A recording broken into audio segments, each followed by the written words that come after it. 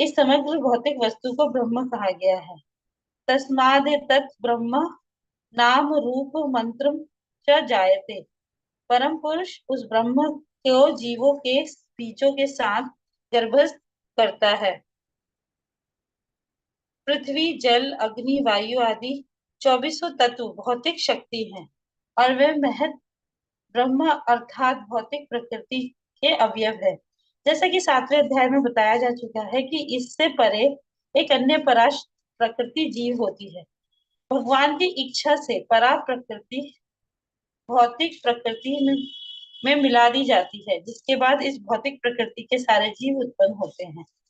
बिच्छू अपने अंडे धान के ढेर में देती है और कभी कभी ये कहा जाता है कि बिच्छू धान से उत्पन्न हुई है, लेकिन धान बिच्छू के जन्म का कारण नहीं। वास्तव में अंडे माता बिच्छू ने दिए थे। इसी प्रकार भौतिक प्रकृति जीवों के जन्म का कारण नहीं होती। बीज भगवान द्वारा प्रदत्त होता है और वे प्रकृति से उत्पन्न होते प्रतीत होते हैं। इस तरह प्रत्येक जीव को उसके पूर्व कर्मों के अनुसार भिन्न शरीर प्राप्त होता है, जो इस भौतिक प्रकृति द्वारा रचित होता है, जिसके कारण जीव अपने पूर्व कर्मों के अनुसार सुख या दुख भोगता है। इस भौतिक जगत में जीवों की समस्त अभिव्यक्तियों के कारण भगवान है। हरे कृष्णा माता जी, और पढ़ो जी, कंटिन्यू कीजिए। हरे कृष्णा। हाँ जी माता जी, आगे पढ़िए। ठीक।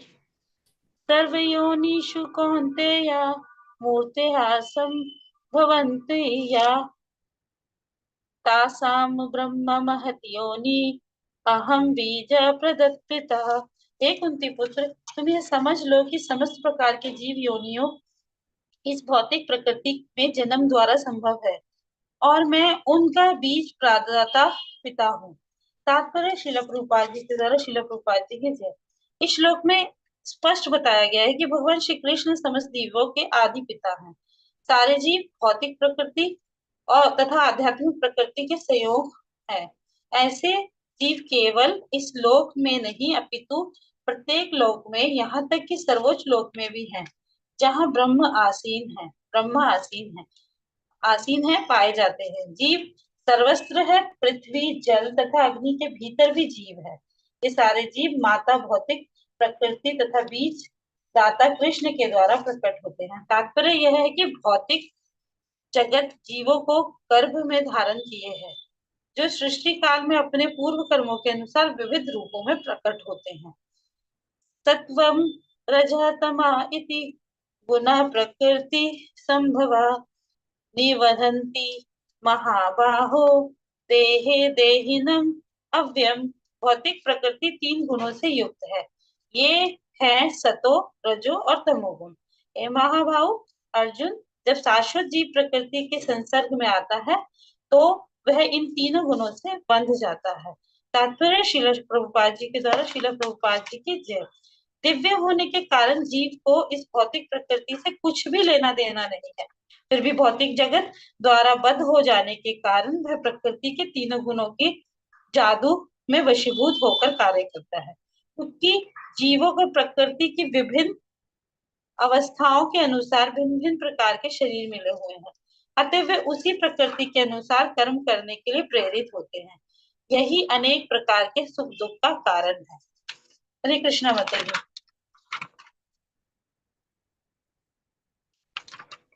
हरे कृष्णा माता जी, थैंक यू सो मच माता जी। थैंक यू माता जी। अध्याय 14, प्रकृति के 3 गुण। हम जब इस भौतिक जगत में आते हैं तो हम प्रकृति के 3 गुणों से बन जाते हैं। प्रकृति के 3 गुण कौन से हैं? सतोगुण, रजोगुण और तमोगुण। और हमारी स्थिति कैसी होती है? जैसे कुटपुतली धागे से बंधी होती है, ऊपर से नचाने वाला जैसे नचाता है वैसे वो नाचती है। उसी प्रकार हम भी इन प्रकृति के 3 गुणों के अंतर्गत हैं। ये 3 गुण हमें जिस प्रकार नचा रहे हैं उसी प्रकार हम कार्य कर रहे हैं। हमारी मनोस्थिति है, हमारे जीवन का लक्ष्य है। तो प्रकृति के 3 गुणों के बारे में हम भगवान के श्रीमुख से जानेंगे। भगवान ने कहा, अब मैं तुमसे समस्त ज्ञानों में सर्वश्रेष्ठ इस परम ज्ञान को पुनः कहूंगा, जिसे जान लेने पर समस्त मुनियों ने परम सिद्धि प्राप्त की है। देखिए हर एक अध्याय में अब हम क्या जान रहे हैं, 11वें अध्याय के बाद भगवान के कहते हैं और अधिक ज्ञान प्रदान करूंगा, और अधिक ज्ञान प्रदान करूंगा, समस्त ज्ञानों में ये और सर्वश्रेष्ठ ज्ञान है। तो 7वें अध्याय से लेकर 12वें अध्याय का श्री कृष्ण परम सत्य भगवान के विषय में विस्तार से बताते हैं। अब भगवान स्वयं अर्जुन को और आगे ज्ञान दे रहे हैं, और भगवान स्वयं बताते हैं इस अध्याय में कि प्रकृति के 3 गुण कौन से हैं, ये किस प्रकार क्रिया करते हैं, किस प्रकार हमें बांधते हैं, और किस प्रकार हमें मोक्ष प्रदान करते हैं। तो इस अध्याय में जिस ज्ञान का प्रकाश किया गया है वो पहले बताए गए अध्यायों के ज्ञान से श्रेष्ठ है, जिसे प्राप्त करके मुनियों ने सिद्धि प्राप्त की और वैकुंठ लोक के भागी हुए। अब भगवान उसी ज्ञान को और अच्छे ढंग से बताने जा रहे हैं और डीप नॉलेज दे रहे हैं। तो ये ज्ञान अभी तक बताए गए समस्त ज्ञान युग से अधिक श्रेष्ठ है, और इसे जानने पर अनेक लोगों को सिद्धि प्राप्त हुई है, और यह आशा की जाती है कि जो भी इस अध्याय को समझेगा उसे भी सिद्धि की प्राप्ति होगी। तो इस ज्ञान में स्थित होकर मनुष्य मेरी जैसे दिव्य प्रकृति को प्राप्त कर सकता है, और इस प्रकार स्थित हो जाने पर वह ना तो सृष्टि के समय उत्पन्न होता है, ना ही प्रलय के समय विचलित होता है। तो जो इस अध्याय को जान लेगा वो बार बार आने वाले जन्म मृत्यु के चक्र से बच जाएगा, उसे फिर से इस भौतिक जगत में नहीं आना पड़ेगा। तो पूर्ण दिव्य ज्ञान प्राप्त करने के बाद मनुष्य भगवान से गुणात्मक समता प्राप्त कर लेता है। गुणात्मक समता मतलब हम में और भगवान में क्या डिफरेंस है? क्वालिटी तो सेम है पर क्वांटिटी डिफरेंट है। हम भगवान के अंश तो हैं, पर भगवान से अलग होकर जब इस भौतिक जगत में आते हैं तो प्रकृति के 3 गुणों से बन जाते हैं। हमारी स्थिति क्या हो जाती है? हमारी आत्मा जो है वो कलुषित हो जाती है, चेतना कलुषित हो जाती है। और जैसे हम इस ज्ञान को प्राप्त करते हैं फिर से हम भगवान के साथ संबंध को जोड़ पाते हैं, और हमारी स्थिति क्या हो जाती है? दिव्य हो जाती है, और हम जन्म मृत्यु के चक्र से मुक्त हो सकते हैं। तो वैदिक ग्रंथों से हमें क्या पता चलता है कि जो मुक्त आत्माएं वैकुंठ जगत में पहुंच चुकी हैं वे निरंतर परमेश्वर के चरण कमलों के दर्शन करती हुई उनकी प्रेमा भक्ति में लगी रहती हैं, और मुक्ति के बाद भी भक्तों का अपना निजी स्वरूप समाप्त नहीं होता। अब भक्त जो है वो किसकी कामना करते हैं? मोक्ष की, मुक्ति की कामना करते हैं। निर्विशेषवादी ब्रह्मवादी जो होते हैं उन्हें क्या चाहिए कि हमें मुक्ति चाहिए। मुक्ति का अर्थ क्या है? 5 प्रकार की मुक्ति होती है, सायुज्य, सारूप्य, सालोक्य, सामीप्य। और ये 5 प्रकार की मुक्ति का अर्थ क्या होता है? या तो भगवान के धाम में रहना, या भगवान के साथ रहना, या भगवान में लीन हो जाना, या भगवान के जैसा स्वरूप प्राप्त करना, या भगवान में एकाकार हो जाना। पर हम अगर भक्ति करते हैं तो भक्त कभी भी इस मुक्ति की कामना नहीं करता। क्यों? क्योंकि भक्त कभी भी मुक्ति कामी नहीं होता, भक्ति कामी होता है। जो मुक्ति की कामना करते हैं वो अपनी आइडेंटिटी को खत्म कर देते हैं कि हाँ बस अब उन्होंने भगवान के स्वरूप को प्राप्त कर लिया, भगवान में लीन हो गए, भगवान के वो साथ रह रहे हैं। कहाँ पर? गोलोक वृंदावन नहीं, वैकुंठ लोक में। और एक भक्त कभी भी मुक्ति की कामना नहीं करता, क्योंकि मुक्ति से हमारी आइडेंटिटी लूज हो जाती है। जबकि हमारी रियल आइडेंटिटी क्या है? चैतन्य महाप्रभु ने चैतन्य चरितामृत में बताया है, जीवे स्वरूप हो कृष्ण नित्य दास। हमें किसी प्रकार की मुक्ति की कामना नहीं करनी। हमारा स्वभाव है कि हम भगवान की सेवा करें, हम भगवान के दास है। और वो हम कैसे प्राप्त कर सकते हैं? भक्ति के द्वारा। तो मुक्ति प्राप्त करके हमें अपनी आइडेंटिटी को लूज नहीं करना है। मुक्ति के बाद भी आइडेंटिटी रहती है, तो हमारे जीवन का उद्देश्य है भगवान की सेवा करना। तो भक्तों का स्वरूप जो है वो समाप्त नहीं होता। क्यों? क्योंकि जब भक्ति करते हैं तो भक्ति करने से मुक्ति तो स्वतः ही मिल जाती है। प्रहलाद महाराज भागवतम के 10वें स्कंद में बताते हैं कि जो भी भक्ति करते हैं उनके द्वार पर मुक्ति जो है वो हाथ जोड़कर खड़ी रहती है। उसे अलग से मुक्ति के लिए प्रयास नहीं करना पड़ता। ये भक्ति देवी की कृपा है कि जो भक्ति करेगा उसे मुक्ति स्वतः ही प्राप्त हो जाएगी। तो सामान्यतः इस संसार में हम जो भी ज्ञान प्राप्त करते हैं वे प्रकृति के 3 गुणों द्वारा दूषित होता है। इसलिए हमारा ज्ञान माया के द्वारा ढक दिया जाता है। हम भगवान के साथ संबंध को नहीं जोड़ पाते, और जो इस ज्ञान को जान लेता है वो इन गुणों से दूषित नहीं होता। वो क्या है? दिव्य ज्ञान। अब हम भगवत गीता पढ़ रहे हैं। भगवत गीता पढ़ने से पहले हमें कहाँ पता था कि हम शरीर नहीं है, हम आत्मा है। ये बार बार जन्म मृत्यु का चक्र क्या होता है, हमारी रियल आइडेंटिटी क्या है, हमारा भगवान के साथ संबंध क्या है, ये प्रकृति के 3 गुण क्या, हमें कुछ भी नॉलेज नहीं थी। जैसे ही हम भगवान द्वारा दिए गए इस दिव्य ज्ञान को प्राप्त करते हैं तो हमें क्लैरिफिकेशन होता है, हमें समझ में आता है कि हम कौन है, भगवान कौन है, हमारा भगवान से क्या संबंध है, हम इस भौतिक जगत में क्यों आते हैं, ये जन्म और मृत्यु का चक्र क्या होता है, मृत्यु के बाद हम कहाँ चले जाते हैं। हमारे जीवन का उद्देश्य क्या है, हमारा भगवान से संबंध क्या है, और जो संबंध हमारा भगवान से टूट गया उसे हम फिर से कैसे जोड़ सकते हैं। तो जो इस ज्ञान को प्राप्त कर लेता है वह परम पुरुष के समक्ष पद पर पहुंच जाता है। क्यों? क्योंकि जिसे दिव्य ज्ञान प्राप्त हो गया वो क्या करेगा? भक्ति करेगा। भक्ति करके फिर वो कहाँ जाएगा? भगवान के धाम में जाएगा। तो जो लोग इससे परिचित नहीं है वो क्या सोचते हैं कि आध्यात्मिक जगत इस भौतिक जगत की विविधता से उल्टा है, लेकिन वास्तव में क्या होता है? ये भौतिक जगत तो है, ये आध्यात्मिक जगत का रिवर्स प्रतिबिंब है। हम सोचते हैं कि यहाँ पर हमें सेटिस्फेक्शन मिलेगी या हम सुखी रह सकते हैं। नहीं, ये तो एक किसके जैसा है? स्वप्न के जैसा है। हमें देखकर ना देवता ऊपर से हंसते हैं। क्यों? क्योंकि जो मनुष्य के 100 वर्ष होते हैं वो देवताओं के 2 मिनट होते हैं।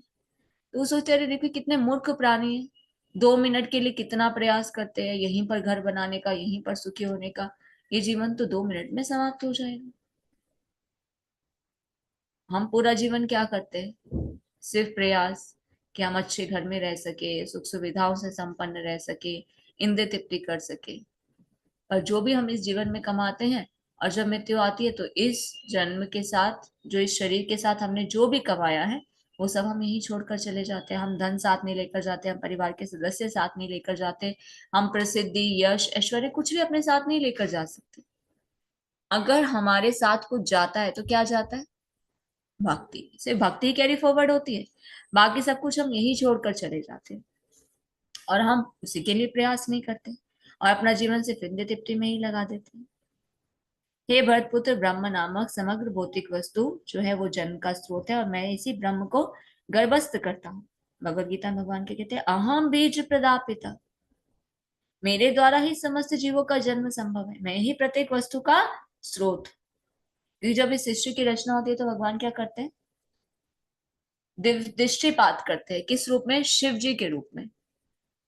हम इस भौतिक जगत में कैसे आए? हम नहीं, सभी आत्माएं। ये कहना चाहिए कि सभी आत्माएं। हम कौन है? हम भी तो आत्मा है ना। सभी आत्माएं इस भौतिक जगत में कैसे आती? आध्यात्मिक जगत को जब हम छोड़ देते हैं, भगवान के साथ विद्रोह करते हैं, इस भौतिक जगत में कैसे आते? ये कार्य किसका है? शिव जी की एजेंसी का। तो शिवलिंग के थ्रू सभी आत्माएं इस भौतिक जगत में प्रवेश करती हैं। और इस भौतिक जगत का सृजन पालन संहार किसके द्वारा होता है? भगवान के द्वारा होता है। तो ये संसार की क्या व्याख्या है? कि जो कुछ भी घटित होता है वो शरीर और आत्मा के संयोग से होता है। हम आत्मा है, पर हमारी इंद्रिय तृप्ति की इच्छा के अनुसार, स्वामी बनने की इच्छा के अनुसार, कर्म के अनुसार हमें नाना प्रकार के शरीर मिलते हैं। और ये कार्य किसका है? आत्माएं तो इस भौतिक जगत में आ गई। कौन सा शरीर मिलेगा, कौन से हम लोक में जाएंगे, ये कौन डिसाइड करता है? ये ब्रह्मा जी के एजेंसी डिसाइड करते हैं कि हमारे पास लाइफ कर्मा क्या थी, हमारी इंद्रिय तृप्ति की इच्छा क्या थी, उसके अनुसार ब्रह्मा जी हमें ये डिसाइड करते हैं कि इसे किस लोक में, कौन से ब्रह्मांड में, कौन से लोक में और कौन सी योनि में डालना है। हमें ये शरीर मिला है किस लिए? हमारी इंद्रिय तृप्ति की इच्छाओं को पूरा करने के लिए, पर इससे अटैच नहीं होना। क्योंकि मनुष्य योनि एक ऐसी योनि जिसे क्या कहते हैं? कर्म योनि। बाकी योनियां भोग योनि है। भोग योनि मतलब जो भी कर्मों के फल को भोग करते हैं अन्य योनियों में करते हैं, पर मनुष्य योनि में जो भी हम कर्म करते हैं उसी के अनुसार हमारी आगे की योनियां जो है वो डिसाइड होती है। और हम किससे बंधे हुए? प्रकृति की 3 गुणों से बंधे हुए। और यहाँ पर जो बात की जाती है पहले हम उसको करते हैं। भगवान के कहते हैं भौतिक वस्तु जो है जन्म का स्रोत है। तो भगवान इस सृष्टि की रचना करता है तो सबसे पहले क्या करते हैं? महातत्व का निर्माण करते हैं। ये जो महातत्व है वही संपूर्ण ब्रह्मांड का कारण है। भौतिक कारण की समग्र वस्तु है जिसमें प्रकृति के 3 गुण रहते हैं, कभी कभी ब्रह्म कहलाते हैं। महातत्व का अर्थ क्या? Store house. अब जैसे गांव में हम देखते हैं ना, तो पहले के समय में क्या होता था, अब तो लोग इतना स्टोरेज नहीं करके रखते हैं। पहले के समय में पूरा साल का गेहूं स्टोर करके रखा जाता था। जितना हम मॉडर्न हुए उतना स्पेस कम हुआ, घर में फ्लैट सिस्टम हुए तो क्या करते हैं? स्टोरेज हम कम करके रखते हैं। तो पहले के समय क्या होता था, पूरा साल का स्टोरेज किया जाता था। जितना गेहूं चाहिए होता था नीचे से ढक्कन खोलते थे और वो निकाल लेते थे। तो उसी प्रकार से भगवान क्या करते हैं? स्टोरेज हाउस बनाते हैं, एक महातत्व। और फिर ब्रह्मा जी क्या करते हैं? वहां से जो चीज चाहिए वो लेते हैं।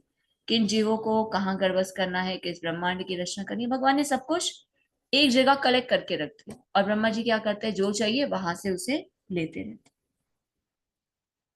तो भगवान क्या करते हैं, समग्र वस्तु को गर्भस्थ करते हैं, असंख्य ब्रह्मांड तभी संभव हो सके। तो वैदिक साहित्य में समग्र भौतिक वस्तु को ब्रह्म कहा गया है। परम पुरुष ब्रह्म को जीवों के बीजों के साथ गर्भस्थ करते हैं। अगर ये डिटेल आप जानना चाहते हैं कि सृष्टि की रचना किस प्रकार हुई, कैसे ये भौतिक जगत बना, कैसे ये ब्रह्मांड बने, नाना प्रकार के ब्रह्मांड, कैसे निम्न नाना प्रकार के लोक बने, कैसे ब्रह्मा जी ने पृथ्वी जल आकाश वायु ये सब बनाया, किसके संजोग से बना, ये सब भगवान के द्वारा एक महातत्व का निर्माण किया गया। उसके बाद सब चीजें आगे बनती गई, सारा प्रोसेस उसके बाद होता है। खाली ब्रह्मा जी क्या करते हैं, पालन करते हैं। भगवान ने शक्ति दे दी, ज्ञान दे दिया, वो आगे भगवान के अनुसार सभी कार्य करते हैं। पर मूल मूल जो स्रोत है वो कौन है, भगवान है। सभी जीवों को गर्भस्थ करने वाले कौन है, भगवान है। महातत्व का निर्माण करने वाले कौन है, भगवान। और आगे सृष्टि की रचना का कार्यभार किस पर होता है, ब्रह्मा जी पर। उन्हें जो चाहिए होता है वो कहाँ से ले लेते हैं, महातत्व स्टोर रूम में से ले लेते हैं, स्टोर हाउस में से ले लेते हैं। तो भागवतम के तीसरे स्कंद में 9 से 14 अध्याय डिटेल वर्णन है। पृथ्वी कैसे बनी, जल कैसे बना, आकाश कैसे बना, फूलों में सुगंध कैसे आई, धरती में सुगंध कैसे आई, किस प्रकार ये नाना प्रकार के लोग बने, कैसे नाना प्रकार की योनियां बनी। एक जो मिसकंसेप्शन है ना हमारा, जो हम साइंस में पढ़ते हैं,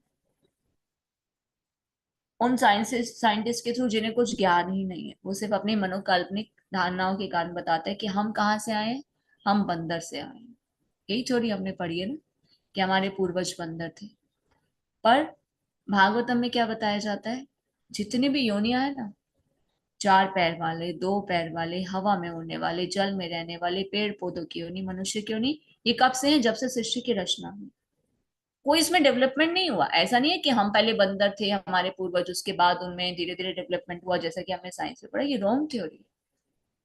ये डार्विन की जो थ्योरी है ये रॉन्ग है, क्योंकि शास्त्र प्रमाण है सृष्टि की रचना भगवान ने की है, डार्विन ने नहीं की। जो डार्विन बताएंगे कि किस प्रकार सृष्टि की रचना हुई, कैसे हम ये योनि को, जीव को हम प्राप्त करें, कैसे हम मनुष्य बने। ये भागवतम में भगवान ने सृष्टि की रचना की, और ब्रह्मा जी आगे उन योनियों के बारे में बताते हैं कि कैसे क्लासिफिकेशन होता है योनियों का, और कैसे किन जीवों के किस योनि में डाला जाता है। ये शुरू से होता है। ये डार्विन की थ्योरी जो है एकदम रॉन्ग है। अभी भी साइंटिस्ट क्या कर रहे हैं, कितना वर्कआउट हो रहा है, समय खराब हो रहा है, कितने समय से पैसा भी खराब हो रहा है। कितने साइंटिस्ट जो रिसर्च कर रहे हैं वो भी अपना शरीर भी छोड़कर जा चुके हैं, क्या जानने के लिए कि ये सृष्टि की रचना कैसे हुई। क्या कहते हैं कभी, बिग बैंग थ्योरी, अचानक एक विस्फोट हुआ और ये सृष्टि जो है प्रकट हो गई। या क्या कहते हैं, ब्लैक होल, सब कुछ उस ब्लैक होल से आ रहा है, सब कुछ उस ब्लैक होल में चला जाएगा। क्या कर रहे साइंटिस्ट, मानसिक कल्पनाओं के द्वारा धारणा ऐसा हो सकता है। कब सृष्टि की रचना हुई, कितने करोड़ों, हमको तो कैलकुलेशन ही नहीं है कि कब सृष्टि की रचना हुई, वो हम बता सके कैलकुलेशन के थ्रू। जब आप थे ही नहीं तो आप कैसे बताएंगे कि कैसे हुई, क्या हुआ। तो शास्त्र बता रहे हैं ना, व्यासदेव बता रहे हैं जिन्होंने रचना की। शास्त्र कब बनाए गए, 5000 साल पहले। व्यासदेव कौन है, भगवान के ही अवतार हैं। स्वयं भगवान ने इन शास्त्रों की रचना की। तो जिसने सृष्टि की रचना की वही बताएंगे ना सृष्टि की रचना कैसे। आप मानसिक कल्पना के द्वारा कैसे बता सकते हैं। इसीलिए तो क्या होता है, एक थ्योरी बनती है, फिर वो क्रॉस हो जाता है, नहीं नहीं ऐसा नहीं हुआ होगा, ये हुआ होगा। हम कहते हैं न्यूटन लॉ हमने पढ़े हुए हैं, फर्स्ट लॉ था, फिर कहते हैं नहीं वो रॉन्ग है, फिर सेकेंड लॉ आया, नहीं ये थर्ड लॉ आया। वो सिर्फ क्या करे, अनुमान लगा रहे। साइंस क्या है, एक्सपेरिमेंट्स ऑन रियल फैक्ट्स। पर रियल फैक्ट्स साइंस नहीं बता सकती।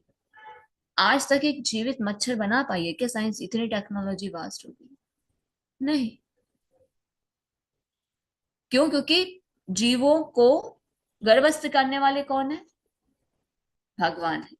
भगवत गीता में हमने क्या पढ़ा, हमारे हृदय में आत्मा और परमात्मा दोनों रहती है। परमात्मा आत्मा को चेतना प्रदान करते हैं, आत्मा पूरे शरीर को चेतना प्रदान करती है। तो सबकी सब किसके द्वारा हो रहा है, भगवान के द्वारा ही तो हो रहा है। अगर भगवान हमारे हृदय में परमात्मा के रूप में ना हो तो आत्मा को चेतना नहीं मिलेगी, और आत्मा पूरे शरीर को चेतना नहीं प्रदान करेगी। अगर रियल नॉलेज हम चाहते हैं और हम अपने बच्चों को भी देना चाहते हैं ना, ज्ञान में प्रशस्त होना चाहते हैं, रियल नॉलेज हम लेना चाहते हैं, तो हमें शास्त्रों को पढ़ना चाहिए। भगवत गीता हमारी फंडामेंटल बुक है। उसके बाद क्या है, भागवतम, डीप स्टडी। इस सृष्टि की रचना कैसे हुई? व्यास देव जी ने तीसरे स्कंद, आप पढ़ सकते हैं नोट डाउन करके, उसे गूगल में आप लिखिए तीसरा स्कंद 9 से 14 अध्याय, आप उसको एक बार रीड आउट कर लीजिए, आपको सब समझ में आ जाएगा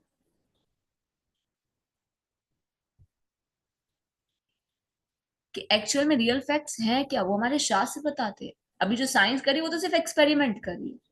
आने वाली साइंस तो अभी तक ये भी नहीं बता पाई कि कॉन्शियसनेस के बारे में, कि हमारे शरीर में आत्मा भी होती है।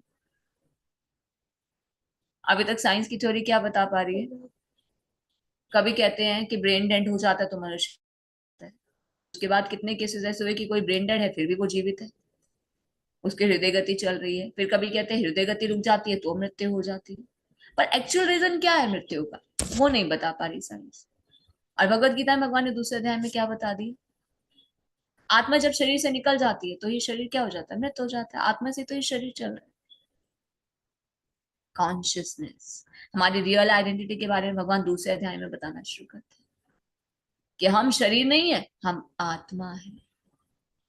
और ये जो शरीर हमें मिला ना, मनुष्य शरीर, ये कपड़े के समान है। हम चेंज करते हैं कपड़े। मृत्यु का मतलब क्या है? हम मर नहीं जाते हैं। देहिनो अस्मिन् यथा देहे कौमारम यौवनम जरा तथा देहांतर प्राप्ते धीरज तत्र न मुह्यते। दूसरे अध्याय में भगवान बताते हैं कि एक आत्मा पुराने शरीर को छोड़कर नए शरीर को धारण करती है। हम पुराने वस्तु को त्याग कर जिस प्रकार नए वस्त्र धारण करते हैं पुराने हो जाते हैं, तो उसी प्रकार आत्मा के लिए भी जब ये शरीर बेकार हो जाता है, उसका काम खत्म हो जाता है, जो उसी कर्म फल के उसे शरीर मिला वो सब भोग कर लेता है, तो फिर आत्मा क्या करती है? शरीर को छोड़ देती है, नए शरीर को धारण कर लेती है। तो प्रत्येक वस्तु के कारण कौन है? कृष्णा, भगवान।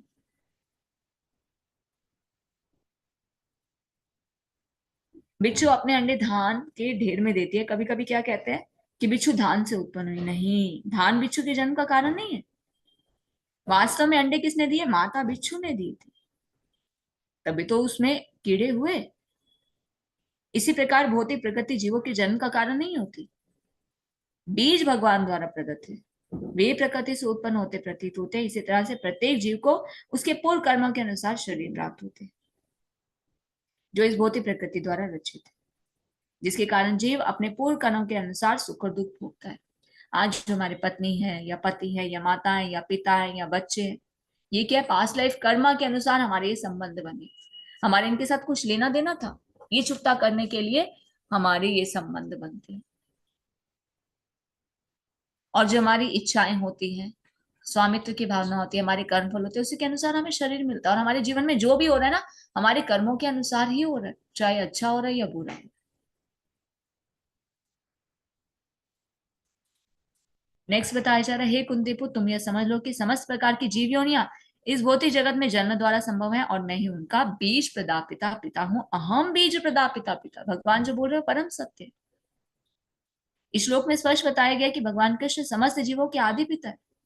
सारे जीव भौतिक प्रकृति और आध्यात्मिक प्रकृति के संजोग है। भौतिक प्रकृति और आध्यात्मिक प्रकृति का अर्थ क्या है? हम कौन है? आत्मा। हम इस भौतिक जगत में आए तो हमें क्या मिला? शरीर। खाली आत्मा और शरीर से तो कुछ होगा नहीं, बिना परमात्मा के तो ये बेकार है। आत्मा को भी करने कुछ नहीं प्राप्त होता।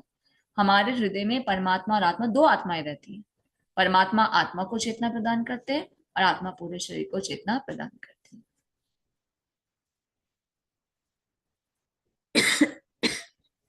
तो सारे जीव भौतिक प्रकृति और आध्यात्मिक प्रकृति के संजोग हैं। ऐसे जीव केवल इस लोक में नहीं है, अपितु प्रत्येक लोक में है।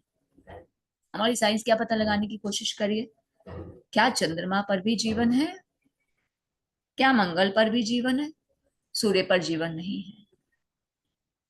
हमारे शास्त्र क्या बताते हैं? सब जगह जीवन है, सर्वत्र जीव व्याप्त है, ये परम सत्य है। पर हमारे रहने के लिए भगवान ने पृथ्वी बनाई। हम सोचते हैं कि हम पृथ्वी छोड़कर चांद पे रहने लग जाएंगे, वो हमारे लिए नहीं बनाया गया। हर ग्रह पर प्राणी रहते हैं, उन्हें हम अपनी आंखों से नहीं देख सकते, क्योंकि हर ग्रह पर रहने वाले जो जीव होते हैं उनके शरीर की रचना अलग प्रकार से होती है। वहां का लाइफ स्पेन भी अलग है, समय भी अलग है। सूर्य पर भी जीव रहते हैं, अग्नि में भी जीव रहते हैं, जल में भी जीव रहते हैं। पर मनुष्य के लिए भगवान ने क्या बनाई है? पृथ्वी। क्योंकि मनुष्य को क्या चाहिए? जल चाहिए, ऑक्सीजन चाहिए, है ना। तभी यहाँ पर क्या है? पेड़ पौधे। अब चंद्रमा पर जाकर आप पेड़ लगा ही नहीं सकते। अभी तो वहां ढूंढा जा रहा है कि जल है कि नहीं है, अभी धूल मिट्टी है। तो जीव तो सर्वत्र व्याप्त है, पृथ्वी में, जल में, अग्नि के भीतर भी जीव है। ये सारे जीव माता, भौतिक प्रकृति और बीज प्रतापिता कृष्ण के द्वारा प्रकट होते हैं। तात्पर्य है कि भौतिक जगत जीवों को गर्भ में धारण किए गए हैं, जो सृष्टि काल में अपने पूर्व कर्मों के अनुसार विविध रूपों में प्रकट होते हैं। बार बार भगवान कह रहे हैं कि जीव सर्वत्र व्याप्त है। भागवत में इसका स्पष्ट रूप से वर्णन है कि जीव सब जगह है, पर हर एक जीव के रहने के लिए एक अलग ग्रह की व्यवस्था की गई। तो ये ब्रह्मा जी देखते कि ये जीव को कर्म के अनुसार कौन सा शरीर प्राप्त होगा और ये कहाँ पर रहने लायक है, उसे वहां पर वो ट्रांसफर कर। अब हम कहें कि हम पानी के नीचे भी रह सकते हैं, हम नहीं रह सकते ना, हमारे शरीर की रचना ऐसी, हमें सांस लेने की जरूरत है। मछली पानी के अंदर रहती है, वो भी आत्मा है, हम भी आत्मा है। उसे अपने पास लाइफ कर्मा के अनुसार मछली का शरीर मिला, और उसको जो शरीर मिला वो वहां पर पानी के अंदर रह सकती है, हम नहीं रह सकते। हमें मनुष्य शरीर मिला, हमें बाहर ओपन एयर चाहिए। कुछ जीव भूमि के अंदर भी रहते हैं, सांप जो है बिल बनाकर अंदर रहता है, पर हम ओपन में रह सकते हैं। अलग अलग स्थिति है ना जीव की, जो स्थिति है उसके अनुसार ब्रह्मा जी ने उसे वो शरीर, वो योनि और वो ग्रह प्रदान किया, वो लोक प्रदान किया। तो कहने का अर्थ क्या है, जीव सर्वत्र व्याप्त है, जीवन सब जगह है, पर वहां पर रहने वाले जीवों को एक स्पेशल बॉडी दी जाती है। ब्रह्मा जी का कार्य, हम किसी और ग्रह पर जाकर नहीं रह सकते, हमारे लिए पृथ्वी ग्रह ही दिया गया है, क्योंकि पृथ्वी का है 14 भुवन है। ब्रह्मा जी ने जब भी सृष्टि की रचना की तो 14 लोकों का निर्माण किया। बीच में है पृथ्वी, पृथ्वी से ऊपर भी लोक है और पृथ्वी के नीचे भी लोक है। पृथ्वी से ऊपर 6 लोक है, पृथ्वी के नीचे 7 लोक है। गोलों का चार्ट में आप देख सकते हैं। मनुष्य ऊपर के लोकों में जा सकता है कब, जब पुण्य कर्म करेगा, तो उसकी स्थिति दिव्य हो जाएगी, तभी वो ऊपर के लोकों में एंटर कर सकता है। ऐसे किसी वायुयान के द्वारा नहीं कर सकते। पहले के समय में ऐसा होता था। हम कहते हैं कि एरोप्लेन अभी बनाए, ये साइंटिस्ट ने बनाए।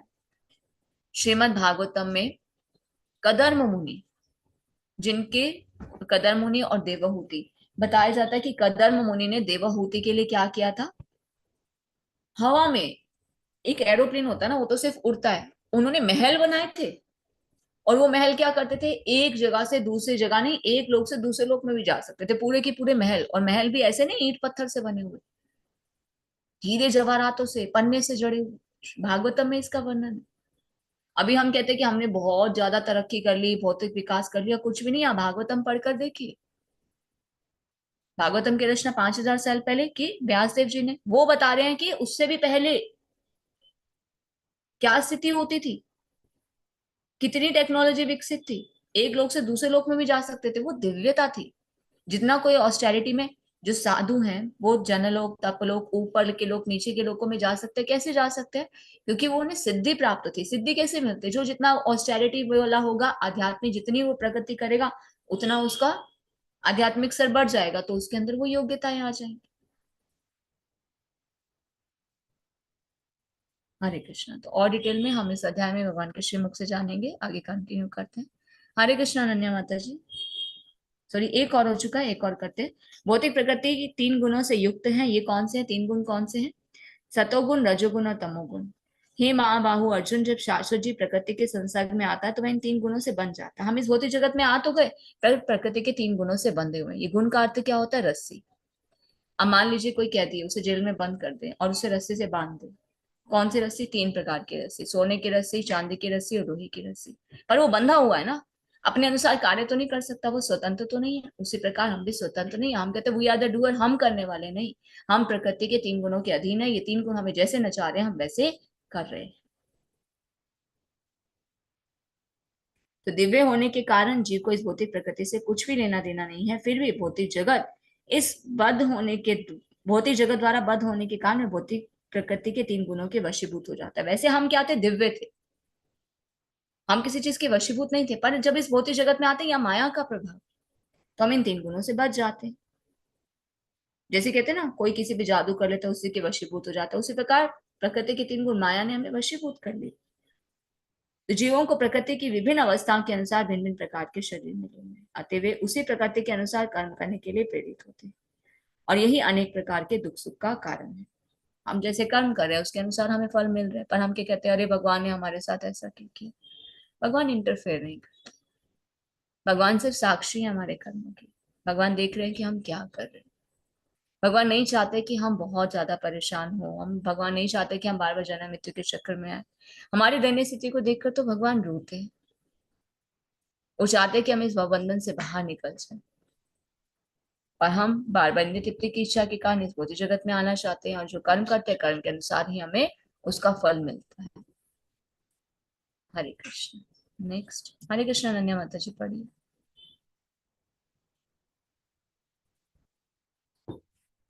हरे कृष्ण माता जी। हरे कृष्ण। सत्वं रजस्तम इति गुणा प्रकृति संभवा निबधन्ति महाबाहु देहे देहिनम व्यम। भौतिक प्रकृति 3 गुणों हरे से युक्त। कृष्ण माता जी, 6th। ओके माता जी, सॉरी। तत्र सत्वं निर्मलत्वात् प्रकाशकमानमयं सुख संगणे बदनाति ज्ञान संगणे चानघ। हे निष्पाप, सतोगुण अन्य गुणों की अपेक्षा अधिक शुद्ध होने के कारण प्रकाश प्रदान करने वाला और मनुष्य को सारे पाप कर्मों से मुक्त करने वाला है। जो लोग इस गुण में स्थित होते हैं वे सुख तथा ज्ञान के भाव से बंध जाते हैं। तात्पर्य शिला प्रभुपाद जी के द्वारा। शिला प्रभुपाद जी की जय। प्रकृति द्वारा बद्ध किए गए जीव कई प्रकार के होते हैं। कोई सुखी और कोई अत्यंत कर्मठ है तो दूसरा असहाय है। इस प्रकार के मनोभाव ही प्रकृति में जीव की बद्धावस्था के कारण स्वरूप हैं। भगवत गीता के इस अध्याय में इसका वर्णन हुआ है कि वे किस प्रकार भिन्न भिन्न प्रकार से बद्ध हैं। सर्वप्रथम सतोगुण पर विचार किया गया है। इस जगत में सतोगुण विकसित करने का लाभ ये होता है कि मनुष्य अन्य बद्ध जीवों की तुलना में अधिक चतुर हो जाता है। सतोगुणी पुरुष को भौतिक कष्ट उतना पीड़ित नहीं करते और उसमें भौतिक ज्ञान की प्रगति करने की सूझ होती है। इसका प्रतिनिधि ब्रह्मांड है जो सतोगुणी माना जाता है। सुख का ये भाव इस विचार के कारण है कि सतोगुण में पाप कर्मों से प्रायः मुक्त रहा जाता है। वास्तव में वैदिक साहित्य में ये कहा गया है कि सतोगुण का अर्थ ही है अधिक ज्ञान तथा सुख का अधिकाधिक अनुभव। सारी कठिनाई ये है कि जब मनुष्य सतोगुण में स्थित होता है तो उसे ऐसे अनुभव होता है कि वह ज्ञान में आगे है और अन्यों की अपेक्षा श्रेष्ठ है। इस प्रकार वह बद्ध हो जाता है। इसके उदाहरण वैज्ञानिक तथा दार्शनिक है। इनमें से प्रत्येक को अपने ज्ञान का गर्व रहता है और चूंकि वे अपने रहन सहन को सुधार लेते हैं अथवा उन्हें भौतिक सुख की अनुभूति होती है। बुद्ध जीवन में अधिक सुख का ये भाव उन्हें भौतिक प्रकृति के गुणों से बांध देता है अथवा वे सतोगुण में रहकर कर्म करने के प्रति आकृष्ट होते हैं और जब इस प्रकार कर्म करते रहने का आकर्षण बना रहता है तब तक उन्हें किसी न किसी प्रकार का शरीर धारण करना होता है। इस प्रकार उनकी मुक्ति की या वैकुंठ लोक जाने की कोई संभावना नहीं रह जाती। वे बारंबार दार्शनिक, वैज्ञानिक या कवि बनते रहते और बारंबार जन्म मृत्यु के उन्हीं दोषों में बंधते रहते हैं। लेकिन माया मोह के कारण वे सोचते हैं कि इस प्रकार का जीवन आनंदप्रद है। हरे कृष्णा माता जी, आगे पढ़ना है। हरे कृष्ण माता जी, हाँ जी पढ़िए।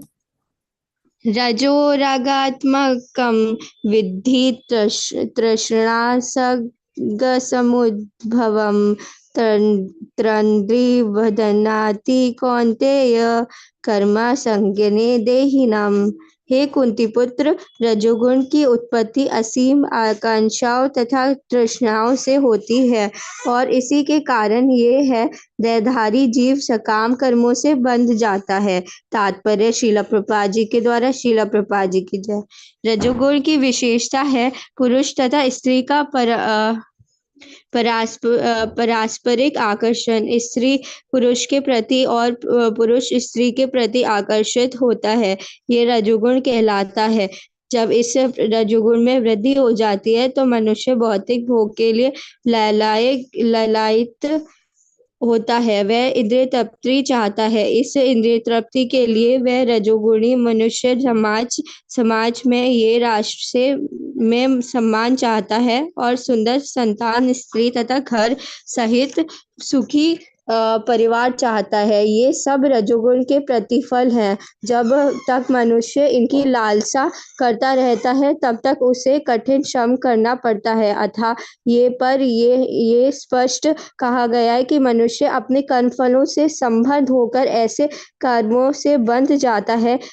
अपनी स्त्री पुत्रों तथा समाज को प्रसन्न करने तथा अपनी प्रतिष्ठा बनाए रखने के लिए मनुष्य को कर्म करना होता है। अथवा सारा संसार ही न्यूनाधिक रूप से रजोगुणी है। आधुनिक सभ्यता में रजोगुण का मानदंड ऊंचा है। प्राचीन काल में सतोगुण को उच्च अवस्था माना जाता है।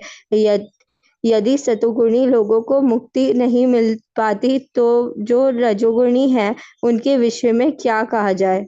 हरे कृष्णा माता जी। और पढ़ना है? कौन माता जी? ओके माता जी। तस्मात् ज्ञानंजम विधि मोहनम सर्वदेहिनां प्रमादालस्य निद्राभिस्तत्र विधनाति भारत। हे भारत पुत्र, तुम जान लो कि अज्ञान से उत्पन्न तमोगुण समस्त देहधारी जीवों का मोह है। इस गुण के प्रतिफल पागलपन, प्रमाद, आलस तथा नींद जो बुद्ध जीव को बांधते हैं। तात्पर्य श्रील प्रभुपाद जी की जय। श्रील प्रभुपाद जी के द्वारा तात्पर्य। इस श्लोक में तू शब्द का प्रयोग उल्लेखनीय है। इसका अर्थ है कि तमोगुण देहधारी जीव का अत्यंत विचित्र गुण है। ये सतोगुण के सर्वथा विपरीत है। सतोगुण में ज्ञान के विकास से मनुष्य ये जान सकता है कि कौन क्या है, लेकिन तमोगुण जो इसके सर्वथा विपरीत होता है, जो भी तमोगुण के फेर में पड़ता है वह पागल हो जाता है और पागल पुरुष या नहीं समझ पाता कि कौन क्या है। वह प्रकृति करने के बजाय अधोगति को प्राप्त होता है। वैदिक साहित्य में तमोगुण की परिभाषा इस प्रकार दी गई है। वस्तु यथात्मा ज्ञान वरकम विप्य ज्ञान जनकम तमा। अज्ञान के वशीभूत होने पर कोई मनुष्य किसी वस्तु को यथारूप में नहीं समझ पाता। उदाहरण प्रत्येक व्यक्ति देखता है कि उसका बाबा मरा है अथवा वह भी मरेगा। मनुष्य मृत्यु है, उसकी संतानें भी मरेंगी अथवा मृत्यु ध्रुव है। फिर भी लोग पागल होकर धन संग्रह करते हैं और नित्य आत्मा की चिंता किए बिना अहर्निश कठोर श्रम करते रहते हैं। ये पागलपन ही तो है। भगवान अपने पागलपन में वे आध्यात्मिक ज्ञान में कोई उन्नति नहीं कर पाते। ऐसे लोग अत्यंत आलसी होते हैं। जब उन्हें आध्यात्मिक ज्ञान में सम्मिलित होने के लिए आमंत्रित किया जाता है तो वे अधिक रुचि नहीं दिखाते। वे रजोगुणी व्यक्ति की तरह भी सक्रिय नहीं रहते। अथवा सतोगुण तमोगुण में लिप्त व्यक्ति का एक अन्य गुण ये भी है कि वह आवश्यकता से अधिक सोता है। 6 घंटे की नींद पर्याप्त है, लेकिन ऐसा व्यक्ति दिन भर में 10-12 घंटे तक सोता है। ऐसा व्यक्ति सदैव निराश प्रतीत होता है और भौतिक द्रव्यों तथा निद्रा के प्रति व्यसनी बन जाता है। ये है तमोगुणी व्यक्ति के लक्षण। हरे कृष्णा माता जी। हरे कृष्ण माता जी। थैंक यू सो मच माता जी। धन्यवाद। भगवान 3 गुणों के बारे में बता रहे हैं। पहला बता रहे हैं सतोगुण के बारे में। सतोगुण क्या है? अन्य गुणों की अपेक्षा अधिक शुद्ध होने के कारण प्रकाश प्रदान करने वाला। तो सबसे ऊपर कौन सा गुण होता है? सतोगुण। उसके बाद रजोगुणी और सबसे नीचे तमोगुणी। जो सतोगुण में होते हैं वो क्या होते हैं? ये जो सतोगुण होता है मनुष्य के सारे पाप कर्मों से उसे मुक्त कराने वाला होता है। जो लोग इस गुण में होते हैं वे सुख और ज्ञान के भाव से बन जाते हैं। अब कई बार मन में प्रश्न आता है कि हम कैसे पता करें कि हम कौन से गुण में। देखिए, इन गुणों के ना कुछ लक्षण होते हैं जो इस अध्याय में हम जानेंगे। जैसे जो लोग सुबह जल्दी उठते हैं, जो अपने समय व्यर्थ नहीं गवाते, जो बहुत ही कर्मठ होकर अपना कार्य करते हैं, अपने लक्ष्य एक की ओर एकाग्र रहते हैं, घर का बना हुआ भोजन खाते हैं। हर किसी की एक अपनी अपनी आइडेंटिटी है ना। किसी का स्वभाव कैसा होता है, किसी का लाइफस्टाइल कैसा होता है। तो ये क्या, ये गुण के कारण होता है। तो आगे हम जब इस चैप्टर में जानेंगे ना तो हम अपने आप को जान पाएंगे कि हम कौन से गुण में। और हमें जानना है कि हम कम से कम सतोगुण में रहे, क्योंकि अगर सतोगुण में रहेंगे तो फिर उससे ऊपर एक और गुण होता है, 3 गुणों से ऊपर शुद्ध सत्वगुण। अगर उसमें हम आ जाते हैं तो प्रकृति के 3 गुण माया के प्रभाव से मुक्त हो जाते हैं। और वो कैसे आ सकते हैं? जब हम भगवान के शरणागत होंगे। भगवान के शरणागत होने के लिए कम से कम सतोगुण में तो आना पड़ेगा। तो अब हम जानते हैं सतोगुण के बारे में कि सतोगुण में जो लोग स्थित होते हैं वो सुख और ज्ञान के भाव से बन जाते हैं। हम देखते हैं कि कोई सुखी है, कोई बहुत असहाय है, कोई बहुत मेहनत करता है, कोई कुछ भी नहीं करता, कोई सारा दिन सोया रहता है। तो ये गुण के कारण होता है। पर जो सर्वप्रथम सतोगुण पर विचार किया जाता है तो इस जगत में सतोगुण विकसित करने का क्या लाभ है, क्या बेनिफिट है? कि मनुष्य अन्य बद्ध जीवों की तुलना में अधिक चतुर हो जाता है। उसे भौतिक कष्ट कम नहीं उठाने पड़ते हैं। वो भौतिक ज्ञान की प्रकृति करने की उसमें सूझ हो जाती है। तो वो कौन है? जैसे कि ब्राह्मण, सतोगुणी। हम देखते हैं ना, कुछ लोग सुबह जल्दी उठ जाते हैं और पूरा दिन क्या करते हैं, सिर्फ अपने कार्यकलाप जो है वो अच्छे से करते हैं। उन्हें कोई भी भौतिक कष्ट इतना पीड़ित नहीं करते। वो थोड़े और स्मार्ट हो जाते हैं, क्योंकि जो जितना जल्दी उठेगा उतना दिन अपना जल्दी शुरू करेगा, वो बहुत ज्यादा कार्य अच्छे से कर पाएगा और उसे टेंशन भी कम होगी। तो सारी कठिनाई यह है कि जब मनुष्य सतोगुण में स्थित होता है तो ऐसा अनुभव होता है कि वो ज्ञान में आगे अन्यों की अपेक्षा श्रेष्ठ है। तो वो भी क्या होता है, उसके अंदर भी एक अपना ईगो हो जाता है, वो भी बद हो जाता है। जैसे कि वैज्ञानिक, दार्शनिक, उन्हें क्या लगता है कि हम बहुत श्रेष्ठ हैं। तो इनमें से प्रत्येक को अपने ज्ञान का गर्व रहता है। वो अपने रहन सहन को भी सुधार लेते हैं, इसलिए उन्हें भौतिक सुख की अनुभूति होती है। तो बद्ध जीवन में अधिक सुख का यह भाव उन्हें भौतिक प्रकृति के गुणों से बांध देता है। असतो गुण में कर्म करने से क्या, अब वो आकृष्ट होते हैं और इसी प्रकार कर्म करते रहने का आकर्षण उनका बना रहता है। और फिर उन्हें कोई ना कोई शरीर को धारण करना पड़ता है। देखिए, अगर हम मान लीजिए सतोगुण में भी आ गए तो भी हमें शरीर को धारण करना पड़ेगा। तो इससे भी जन्म मृत्यु का चक्र रहेगा। पर ज्यादा से ज्यादा क्या होगा, अगर कोई सतोगुण में रहेगा तो उसका जन्म आगे नेक्स्ट लाइफ में कहाँ होगा? बहुत अच्छे परिवार में होगा, या फिर वो स्वर्ग लोक में भी जा सकता है। जैसे कई बार हम देखते हैं ना, कुछ लोग बहुत बड़े बड़े यज्ञ करते हैं, दान करते हैं, तपस्या करते हैं, समाज के लिए कुछ करना चाहते हैं, अपना धन दे देते हैं, बहुत परिश्रम करते हैं समाज सेवा के लिए लोग। तो ऐसे लोग क्या होते हैं, वो जो पुण्य अर्जित कर लेते हैं तो उससे वो उच्च लोकों में प्रवेश कर सकते हैं। पर फिर भी जन्म मृत्यु का चक्र बना रहता है। बाकी रजोगुण और तमोगुण के लिए क्या कहा जाए? फिर रजोगुण के बारे में बताया जा रहा है कि रजोगुण की उत्पत्ति असीम आकांक्षा और तृष्णाओं से होती है। पैशनेट होते हैं कुछ लोग। सुबह उठेंगे, मंदिर नहीं जाएंगे, जॉगिंग करने के लिए जाएंगे। अच्छा है, शरीर का ध्यान रखना भी अच्छा है। पर ये मानव जीवन हमें मिला है, भगवान ने हमें सब कुछ दिया, तो भगवान का भी तो थैंक यू हमें बोलना चाहिए।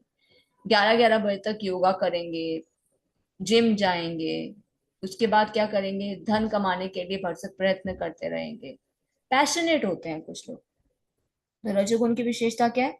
पुरुष और स्त्री का परस्पर आकर्षण भी। आजकल लड़के बॉडी क्यों बनाते हैं? अरे हम अट्रैक्टिव लगेंगे, हमें लड़कियां देखेंगी। तो ये आकर्षण आपस में बनाए रखने के लिए इस गुण की ये विशेषता होती है कि परस्पर ही आकर्षण बना रहता है। तो स्त्री पुरुष के प्रति और पुरुष जो है स्त्री के प्रति आकर्षित होता है, ये रजोगुण कहलाता है। और जब रजोगुण में वृद्धि होती है तो मनुष्य भौतिक भोग के लिए लालायित होता है, वो इंद्रिय तृप्ति करना चाहता है। और इस इंद्रिय तृप्ति करने के लिए वो क्या करता है, उसे सम्मान चाहिए, सुंदर स्त्री चाहिए, घर चाहिए, सुखी परिवार चाहिए। और इसके लिए वो क्या करता है, कठिन परिश्रम करता है, चाहे वो शरीर बनाना हो या घर बनाना हो या अपनी इमेज बनानी हो या धन कमाना हो। तो वो क्या होता है, कर्म के फलों से फिर से बंध जाता है। तो आधुनिक सभ्यता में रजोगुण का मानदंड जो है वो ऊंचा है। अगर हम देखिए आधुनिक समाज कैसा है, सभी लोग भाग रहे हैं, सब सेल्फ सेंटर्ड है।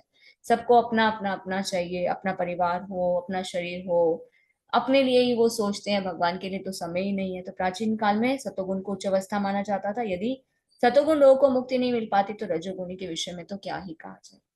फिर तीसरा आता है तमोगुण। तमोगुण जो होता है वो इग्नोरेंस, मोड ऑफ इग्नोरेंस उसे कहा जाता है, अज्ञान से उत्पन्न होता है। और इसके प्रतिफल क्या है? पागलपन, आलस, नींद। कुछ लोग क्या करते हैं, बड़ी आलसी होते हैं, कुछ नहीं करना आज, पूरा दिन सोए सोए रहेंगे, और फिर जीवन में कुछ कर नहीं पाएंगे, तो फिर क्या होता है, नशे की ओर बढ़ते हैं। आजकल हम देख रहे हैं ना, युवा क्या है, रात को देर देर तक जागना, असत संग करना, सुबह देर देर तक सोए रहना, और फिर जीवन में कुछ कर ना पाना, तो क्या सोचते हैं, अरे मैं तो कुछ कर ही नहीं सकता, फिर किसका सहारा लेते हैं, नशे का सहारा लेते हैं। तो सतोगुण के एकदम विपरीत होता है तमोगुण। तो जो तमोगुण की फेर में पड़ जाता है वो पागल हो जाता है, वो ये नहीं समझ पाता कि उसे क्या करना है। वो जो करना चाहिए वो नहीं करेगा, जो नहीं करना चाहिए वो कार्य करता है, क्योंकि वो अज्ञानता के वशीभूत हो जाता है और वस्तु को यथार्थ रूप में देख देख पाता। अब हम एग्जाम्पल लेते हैं कि प्रत्येक व्यक्ति क्या देख रहा है।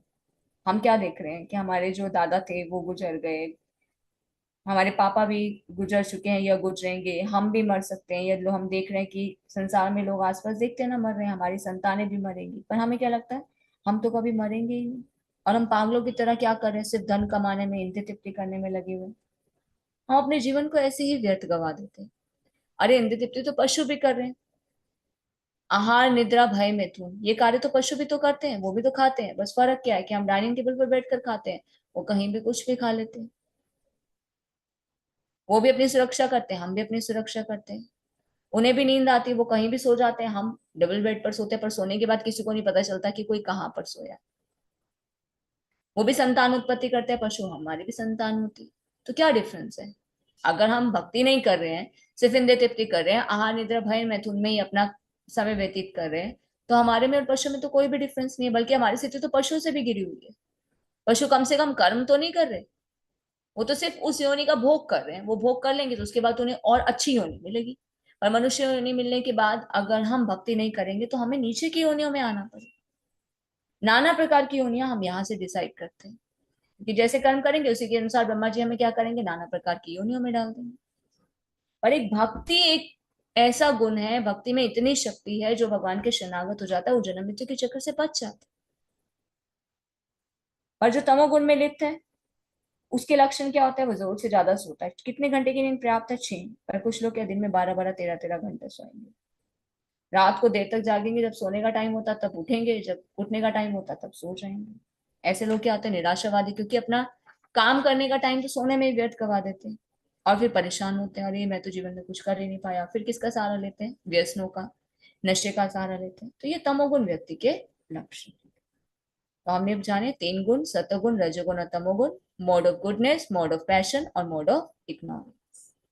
आगे हम जानेंगे कि ये सतोगुण, रजोगुण और तमोगुण से मनुष्य को क्या प्राप्त होता है, किस प्रकार वो कर्म के बंधन से बनता है। हरे कृष्ण। हरे कृष्ण तान्या माता जी। हरे कृष्ण माता जी। सत्वं सुखे संयति रजः कर्मणि भारत ज्ञानम् आवृत्तय तु तमः प्रमादे सुजति उत। हे भरतपुत्र, सतोगुण मनुष्य को सुख से बांधता है, रजोगुण सकाम कर्म से बांधता है, और तमोगुण मनुष्य के ज्ञान को ढककर उसे पागलपन में से बांधता है। तात्पर्य श्रील प्रभुपाद जी के द्वारा। श्रील प्रभुपाद जी की जय। सतोगुणी पुरुष अपने कर्म या बौद्धिक वृत्ति से उसी तरह से संतुष्ट रहता है जिस प्रकार दार्शनिक, वैज्ञानिक या शिक्षक अपनी अपनी विद्याओं में निरत रहकर संतुष्ट रहते हैं। रजोगुणी व्यक्ति सकाम कर्म में लग सकता है, यह यथासंभव धन प्राप्त करके उसे उत्तम कार्यों में व्यय करता है। कभी कभी वह अस्पताल खोलता है और धर्मार्थ संस्थाओं को दान देता है। ये लक्षण है रजोगुणी व्यक्ति के। लेकिन तमोगुण तो ज्ञान को ढक लेता है। तमोगुण में रहकर मनुष्य जो भी करता है वह न तो उसके लिए न अन्य किसी के लिए हितकर होता है।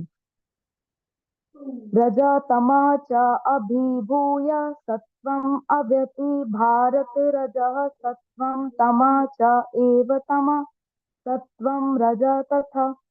हे भरतपुत्र, कभी कभी सतोगुण रजोगुण तथा तमोगुण को परास्त करके प्रधान बन जाता है, तो कभी रजोगुण सतो तथा तमो को परास्त कर देता है, और कभी ऐसा होता है कि तमोगुण सतो तथा रजोगुणों को परास्त कर देता है। इस प्रकार श्रेष्ठता के लिए निरंतर स्पर्धा चलती रहती है। तात्पर्य श्रील प्रभुपाद जी के द्वारा। श्रील प्रभुपाद जी की जय। जब रजोगुण प्रधान होता है तो सतो तथा तमोगुण परास्त रहते हैं। जब सतोगुण प्रधान होता है तो रजो तथा तमोगुण परास्त हो जाते हैं, और जब तमोगुण प्रधान होता है तो रजो तथा सतोगुण परास्त हो जाते हैं। यह प्रतियोगिता निरंतर चलती रहती है। अतएव जो कृष्ण भावनामृत में वास्तव में उन्नति करने का इच्छुक है, उसे इन तीनों गुणों को लांघना पड़ता है। प्रकृति के किसी एक गुण की प्रधानता मनुष्य के आचरण में, उसके कार्यकलापों में, उसके खान पान आदि में प्रकट होती रहती है। इन सब की व्याख्या अगले अध्यायों में की जाएगी, लेकिन यदि कोई चाहे तो वह अभ्यास द्वारा सतोगुण विकसित कर सकता है और इस प्रकार रजो तथा तमोगुणों को परास्त कर सकता है। इस प्रकार से रजोगुण विकसित करके तमो तथा सतोगुणों को परास्त कर सकता है, अथवा कोई चाहे तो वह तमोगुण को विकसित करके रजो तथा सतोगुणों को भी परास्त कर सकता है। यद्यपि प्रकृति के तीन गुण होते हैं, किंतु यदि कोई संकल्प कर ले तो उसे सतोगुण का आशीर्वाद तो मिल ही सकता है और वह इसे लांघ कर शुद्ध सतोगुण में स्थित हो सकता है, जिसे वासुदेव अवस्था कहते हैं, जिसमें वह ईश्वर के विज्ञान को समझ सकता है। विशिष्ट कार्यों को देखकर ही समझा जा सकता है कि कौन व्यक्ति किस गुण में स्थित है। हरे कृष्ण। माता जी ये भी पढ़ना है। माता जी। सर्वद्वारेषु देहे अस्मिन् प्रकाश उपजायते ज्ञानम्, यदा तदा विघात विध्यम सत्वम इति उत। सतोगुण की अभिव्यक्ति को तभी अनुभव किया जा सकता है जब शरीर के सारे द्वार ज्ञान के प्रकाश से प्रकाशित होते हैं। तात्पर्य श्रील प्रभुपाद जी के द्वारा। श्रील प्रभुपाद जी की जय। शरीर में 9 द्वार हैं, 2 आंखें, 2 कान, 2 नथुने, मुंह, गुदा तथा उपस्थ। जब प्रत्येक द्वारा सत्व के लक्षण से दीपित हो जाए तो समझना चाहिए कि उसमें सतोगुण विकसित हो चुका है। सतोगुण में सारी वस्तुएं अपनी सही स्थिति में दिखती हैं, सही सही सुनाई पड़ता है और सही ढंग से उन वस्तुओं का स्वाद मिल सकता है। मनुष्य का अंत तथा ब्रह्म शुद्ध हो जाता है। प्रत्येक द्वार में सुख के लक्षण उत्पन्न दिखते हैं और यही स्थिति होती है सत्व गुण की। लोभः प्रकृति आरंभ कर्मणाम अशम परः रजसी एतानि जायन्ते विर्वद्धे भरतृषभ। हे भरतवंशियों में प्रमुख, जब रजोगुण में वृद्धि हो जाती है तो अत्यधिक आसक्ति, सकाम कर्म, गहन उद्यम तथा अनियंत्रित इच्छाएं एवं लालसा के लक्षण प्रकट होते हैं। तात्पर्य श्रील प्रभुपाद जी के द्वारा। श्रील प्रभुपाद जी की जय। रजोगुणी व्यक्ति कभी भी पहले से प्राप्त पद से संतुष्ट नहीं रहता, वह अपना पद बढ़ाने के लिए लालायित रहता है।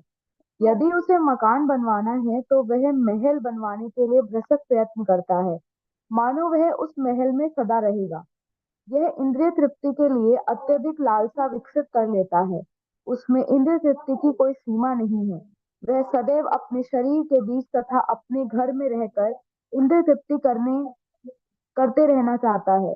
इसका कोई अंत नहीं है। इन सारे लक्षणों को रजोगुण की विशेषता मानना चाहिए। हरे कृष्ण माता जी। हरे कृष्ण माता जी। थैंक यू सो मच माता जी।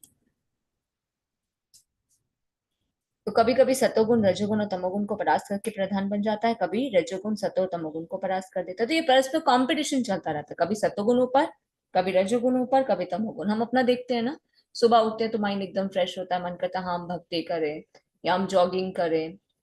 फिर धीरे धीरे क्या होता है, जैसे जैसे समय पड़ता है फिर होता है नहीं काम करना है, फिर रात के समय क्या होता है आलस और निद्रा आती है। तो ये गुणों का प्रभाव होता है।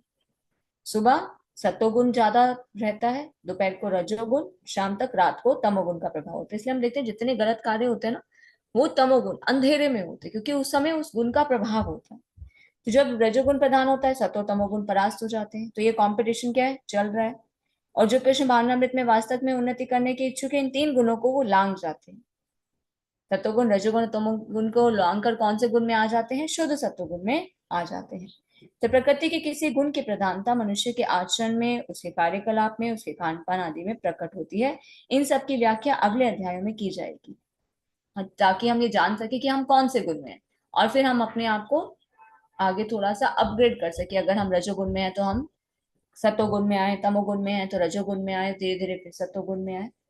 तो यदि कोई चाहे तो वह अभ्यास द्वारा सतोगुण विकसित कर सकता है और इस प्रकार रजो और तमोगुण को परास्त कर सकता है, और इसी प्रकार से रजोगुण विकसित करके तमो और सतोगुण को परास्त कर सकता है। तो यदि भी प्रकृति के 3 गुण होते हैं, अगर कोई संकल्प ले तो सतोगुण का आशीर्वाद तो मिल सकता है, और उसे लांघकर वो शुद्ध सतोगुण में भी आ सकता है, जिसे क्या कहते हैं, वासुदेव अवस्था। अब जैसे कृष्ण भक्त है, कृष्ण भावनामृत में आप देखते हैं इस्कॉन में मंगल आरती के समय भक्त सुबह जल्दी आ जाते हैं, 4:30 बजे मंगल आरती होती है, इसका मतलब 3 साढ़े 3 बजे उठे होंगे तभी तो आ गए ना। तो वो कौन सा समय होता है, ब्रह्म मुहूर्त से भी पहले उठ जाते हैं, और फिर शुद्ध सत्वगुण में आकर इन सभी गुणों को वो परास्त कर पाते हैं और ईश्वरीय ज्ञान को वो समझ पाते हैं। तो विशिष्ट कार्य को देखकर ही समझा जा सकता है कि कोई व्यक्ति किस गुण में है। तो हम जब ये चैप्टर्स पढ़ेंगे ना 14 और 15, तो हम किसी को देखकर ना जज कर लेंगे, या अपने आप को हम जज कर पाएंगे कि हम कौन से गुण में हैं, कि कोई कितने बजे उठ रहा है, उसका लाइफस्टाइल कैसा है, उसका खान पान कैसा है।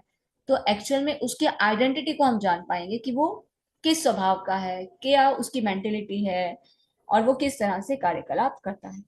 तो सतोगुण की अभिव्यक्ति को तो अनुभव किया जा सकता है जब शरीर के सारे ज्ञान द्वार जो है ज्ञान के प्रकाशित। तो शरीर में कितने द्वार है, 9। 2 आंख, 2 कान, 2 नथुने, मुंह, गदा, उपस्थ। ये अगर सिस्टमेटिक वे से चल रहे हैं, इसका मतलब क्या है, कोई प्रॉब्लम नहीं है, तो सतोगुण विकसित हो चुका है। सतोगुण में सारी वस्तु अपनी सही सही स्थिति में दिखती है, सही सही सुनाई पड़ता है, सही ढंग से उन वस्तुओं का स्वाद भी मिलता है, तो मनुष्य अंदर बाहर दोनों तरफ से शुद्ध हो जाता है। प्रत्येक द्वार में सुख के लक्षण उत्पन्न होते हैं, यही स्थिति होती है सत्वगुण की। फिर आता है रजोगुण। जब रजोगुण बढ़ जाता है तो अत्यधिक आसक्ति, सकाम कर्म, गहन उद्यम, अनियंत्रित इच्छा, लालसा के लक्षण प्रकट होते हैं। तो रजोगुणी व्यक्ति कभी भी जो उसके पास है ना उसमें संतुष्ट नहीं रहता, उसे क्या चाहिए, और चाहिए और चाहिए और चाहिए। अगर उसे मकान बनाना है तो उसके लिए वो क्या करेगा, बरसक प्रयास करेगा, मानो वो महल में ही रहना चाहता है। अभी दो रूम का घर है तो उसे क्या चाहिए, 3 का चाहिए, 3 का हो गया तो उसे क्या चाहिए, 4 का चाहिए। तो वो लालसा क्या है, बढ़ती रहती है, इंद्र तृप्ति की कोई सीमा नहीं। तो वह सदैव अपने परिवार के बीच अपने घर में रहकर इंद्र तृप्ति करते रहना चाहता है, इसका कोई अंत नहीं है। ये सारे लक्षण किसके हैं, रजोगुण के। जब तमोगुण में वृद्धि होती है तो अंधेरा, जड़ता, प्रमत्तता, मोह का प्राकट्य होता है। व्यक्ति के दिन में 11-11, 12-12 बजे तक सोए रहता है, कोई कार्य नहीं करता, आलसी हो जाता है, ये तमोगुण का प्रभाव है। तो जो करना चाहिए वो नहीं करेगा, जो नहीं करना चाहिए वो सब कार्य करता है। तो ऐसे व्यक्ति क्या करते हैं, अपने जीवन को खुद ही बेकार कर लेते हैं। ऐसे क्रियाकलाप के द्वारा देर तक सोए रहना, कोई कार्य ना करना, आलसी बने रहना, जो लड़ाई झगड़ा करना, किसी को कष्ट पहुंचाना। तो जहां प्रकाश नहीं होता वहां ज्ञान क्या है, अनुपस्थित होता है। और तमोगुणी व्यक्ति किसी भी नियम में बंधकर कार्य नहीं करता, वो सनक के कारण कार्य करता है। उसमें कार्य करने की क्षमता होती है पर वो कार्य नहीं करता, ये क्या है, मोह कहलाता है। तो इस प्रकार यद्यपि चेतना रहती है लेकिन जीव निष्क्रिय रहता है, ये तमोगुण के लक्षण है।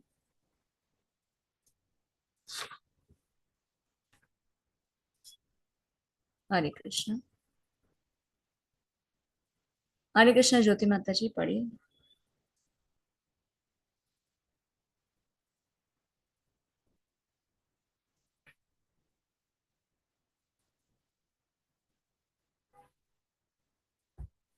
हरे कृष्ण माता जी, आपकी आवाज नहीं आ रही है, माइक चेक कीजिए।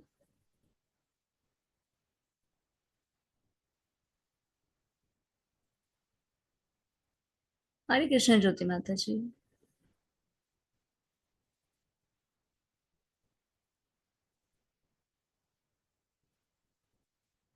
हरे कृष्ण राखी माता जी, आप पढ़िए। हरे कृष्ण माता जी। यदा सत्त्वे प्रवृद्धे तु प्रलयं याति देहभृत् तद उत्तमं विद्यां लोकान अम्लान प्रतिपद्यते। जब कोई सतोगुण में मरता है तो उसे महर्षियों के विशुद्ध उच्चतर लोकों की प्राप्ति होती है। तात्पर्य, सतोगुणी व्यक्ति ब्रह्मलोक या जनलोक जैसे उच्च लोकों को प्राप्त करता है और वहां दैवी सुख भोगता है। अम्लान शब्द महत्वपूर्ण है, इसका अर्थ है रजो तथा तमो गुणों से मुक्त। भौतिक जगत में अशुद्धियां हैं, लेकिन सतोगुण सर्वाधिक शुद्ध रूप है। विभिन्न जीवों के लिए विभिन्न प्रकार के लोक हैं। जो लोग सतोगुण में मरते हैं वे उन लोकों को जाते हैं जहां महर्षि तथा महान भक्तगण रहते हैं। रजसी प्रलयं गत्वा कर्म संगीषु जायते तथा प्रलीन तमसी मूढ़ योनिषु जायते। जब कोई रजोगुण में मरता है तो वह सकाम कर्मियों के बीच में जन्म ग्रहण करता है, और जब कोई तमोगुण में मरता है तो वह पशु योनि में जन्म धारण करता है। तात्पर्य: कुछ लोगों का विचार है कि एक बार मनुष्य जीवन को प्राप्त करके आत्मा कभी नीचे नहीं गिरता। यह ठीक नहीं है। इस श्लोक के अनुसार यदि कोई तमोगुणी बन जाता है तो वह मृत्यु के बाद पशु योनि को प्राप्त होता है। वहां से मनुष्य को विकास प्रक्रम द्वारा पुनः मनुष्य जीवन तक आना पड़ता है। अतएव जो लोग मनुष्य जीवन के विषय में सचमुच चिंतित हैं, उन्हें सतोगुणी बनना चाहिए और अच्छी संगति में रहकर गुणों को लांघकर कृष्ण भावना अमृत में स्थिर होना चाहिए। यही मनुष्य जीवन का लक्ष्य है। अन्यथा इसकी कोई गारंटी नहीं कि मनुष्य को फिर से मनुष्य योनि प्राप्त हो। कर्मणः सुकृतस्य याहुः सात्विकं निर्मलं फलं रजस्तु फलं दुःखम अज्ञानम तमसः फलम। पुण्य कर्म का फल शुद्ध होता है और सात्विक कहलाता है, लेकिन रजोगुण में संपन्न कर्म का फल दुख होता है और तमोगुण में किए गए कर्म मूर्खता में प्रतिफलित होते हैं। तात्पर्य: सतोगुण में किए गए पुण्य कर्मों का फल शुद्ध होता है, अतएव वे मुनिगण जो समस्त मोह से मुक्त हैं सुखी रहते हैं, लेकिन रजोगुण में किए गए कर्म दुख के कारण बनते हैं। भौतिक सुख के लिए जो भी कार्य किया जाता है उसका विफल होना निश्चित है। उदाहरणार्थ, यदि कोई गगनचुंबी प्रासाद बनवाना चाहता है तो उसके बनने के पूर्व अत्यधिक कष्ट उठाना पड़ता है। मालिक को धन संग्रह के लिए कष्ट उठाना पड़ता है और प्रासाद बनाने वाले श्रमियों को शारीरिक श्रम करना होता है। इस प्रकार कष्ट तो होते ही हैं। अतएव भगवत गीता का कथन है कि रजोगुण के अधीन होकर जो भी कर्म किया जाता है उसमें निश्चित रूप से महान कष्ट भोगने होते हैं। इससे यह मानसिक तुष्टि हो सकती है कि मैंने यह मकान बनवाया या इतना धन कमाया, लेकिन यह कोई वास्तविक सुख नहीं है। जहां तक तमोगुण का संबंध है, कर्ता को कुछ ज्ञान नहीं रहता, अतएव उसके समस्त कार्य उस समय दुखदायक होते हैं और बाद में उसे पशु जीवन में जाना होता है। पशु जीवन सदैव दुखमय है, यद्यपि माया के वशीभूत होकर वे इसे समझ नहीं पाते। पशुओं का वध भी तमोगुण के कारण है। पशु वधिक यह नहीं जानते कि भविष्य में इस पशु को ऐसा शरीर प्राप्त होगा जिससे वह उनका वध करेगा। यही प्रकृति का नियम है। मानव समाज में यदि कोई किसी मनुष्य का वध कर दे तो उसे प्राणदंड मिलता है। यह राज्य का नियम है। अज्ञानवश लोग यह अनुभव नहीं करते कि परमेश्वर द्वारा नियंत्रित एक पूरा राज्य है। प्रत्येक जीवित प्राणी परमेश्वर की संतान है और उन्हें एक चींटी तक का मारा जाना सहन नहीं है। इसके लिए मनुष्य को दंड भोगना पड़ता है। अतएव स्वाद के लिए पशुवध में रत रहना घोर अज्ञान है। मनुष्य को पशुओं के वध की आवश्यकता नहीं है, क्योंकि ईश्वर ने अनेक अच्छी वस्तुएं प्रदान कर रखी हैं। यदि कोई किसी कारण से मांसाहार करता है तो यह समझना चाहिए कि वह अज्ञानवश ऐसा कर रहा है और अपने भविष्य को अंधकारमय बना रहा है।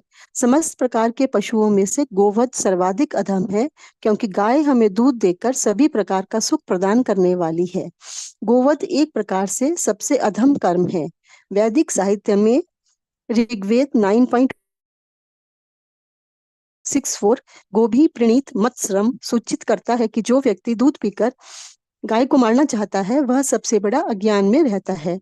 वैदिक ग्रंथों में विष्णु पुराण 1.19.65 एक प्रार्थना भी है जो इस प्रकार है: नमो ब्रह्मण देवाय गो ब्रह्मण हिताय च जगत हिताय कृष्णाय गोविंदाय नमो नमः। हे प्रभु, आप गायों तथा ब्राह्मणों के हितैषी हैं और आप समस्त मानव समाज तथा विश्व के हितैषी हैं। तात्पर्य यह है कि इस प्रार्थना में गायों तथा ब्राह्मणों की रक्षा का विशेष उल्लेख है। ब्राह्मण आध्यात्मिक शिक्षा के प्रतीक हैं और गायें महत्वपूर्ण भोजन की। अतएव इन दोनों जीवों ब्राह्मणों तथा गायों को पूर्ण सुरक्षा प्रदान की जानी चाहिए। यही सभ्यता की वास्तविक प्रगति है। आधुनिक मानव समाज में आध्यात्मिक ज्ञान की उपेक्षा की जाती है और गोवध को प्रोत्साहित किया जाता है। इससे यही ज्ञात होता है कि मानव समाज विपरीत दिशा में जा रहा है और अपनी भर्त्सना का पथ प्रशस्त कर रहा है। जो सभ्यता अपने नागरिकों को अगले जन्मों में पशु बनने के लिए मार्गदर्शन करती हो, वह निश्चित रूप से मानव सभ्यता नहीं है। निसंदेह आधुनिक मानव सभ्यता रजोगुण तथा तमोगुण के कारण कुमार्ग पर जा रही है। यह अत्यंत घातक युग है और समस्त राष्ट्रों को चाहिए कि मानवता को महानतम संकट से बचाने के लिए कृष्ण भावना अमृत की सरलतम विधि प्रदान करें। हरे कृष्णा माता जी। हरे कृष्ण माता जी, थैंक यू सो मच माता जी। तो अब हम जानेंगे ये जो 3 गुण वाले होते हैं ये कहाँ जाते हैं।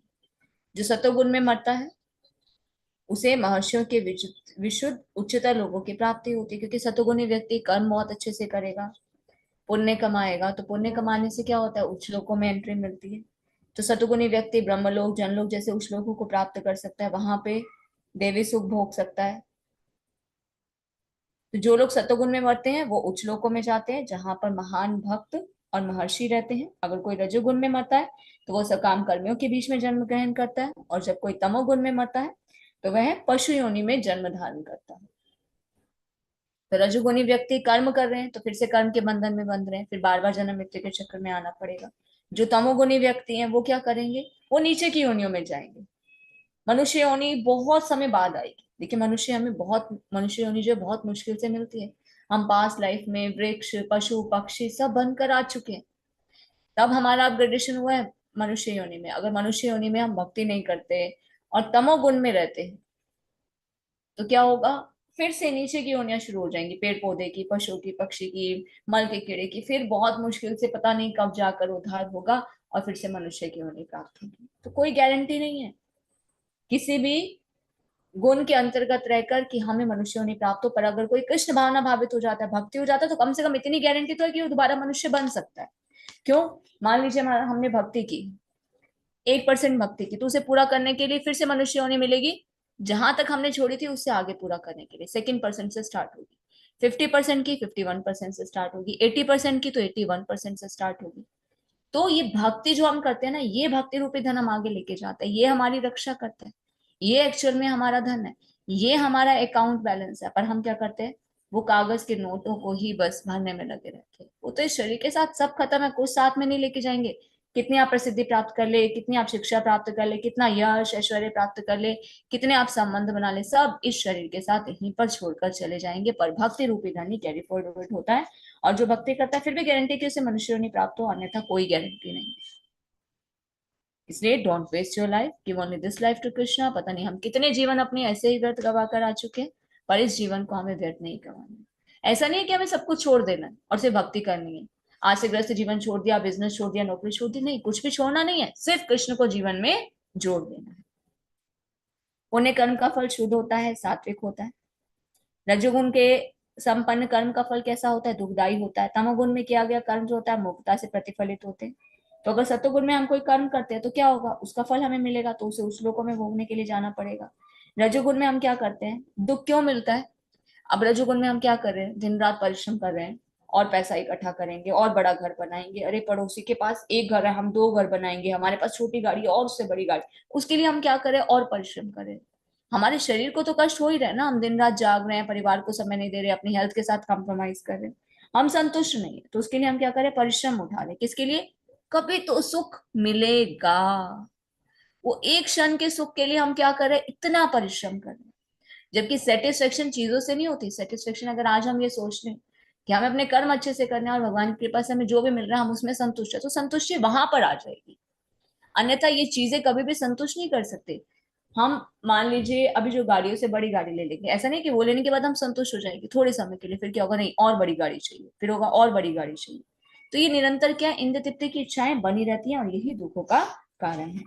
ऐसा नहीं कि हमें कुछ इच्छा नहीं करनी, हमें बिल्कुल ही दरिद्रता वाला जीवन जीना। आप कर्म कीजिए, हम अपने ड्यूटीज अच्छे से करेंगे, भगवान की कृपा होगी, जो हमारे लिए आवश्यकता होगी भगवान हमें देंगे, बिना परिश्रम के भी हमें मिल जाएगा। कई बार ऐसा देखा जाता है ना, भक्तों के जीवन में हमने बहुत सारे ऐसे देखा है कि जो भक्त होते हैं अपने कर्म अच्छे से करते हैं, भक्ति भी करते हैं, भगवान उनकी इतनी सुंदर व्यवस्था कर देते हैं कि उनको बहुत ज्यादा परिश्रम नहीं करना पड़ता। जिन लोगों को परिश्रम करके इतना धन इकट्ठा करना पड़ता है उनको पता नहीं कहाँ से ऐसे कृष्ण के पास से मिल जाता है।